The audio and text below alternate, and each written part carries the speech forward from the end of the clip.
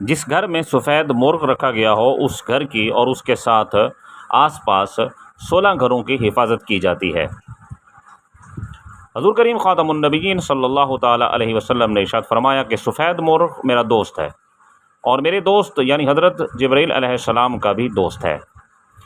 حضور نے فرمایا کہ جس گھر میں سفید مرغ ہو حضرت جبرائیل علیہ السلام اس گھر کی اور اس کے ساتھ 16 گھروں کی حفاظت فرماتے ہیں، 4 دائیں 4 بائیں 4 آگے اور 4 پیچھے۔ دوسری حدیث طیبہ حضرت عبداللہ بن عمر رضی اللہ تعالیٰ عنہ فرماتے ہیں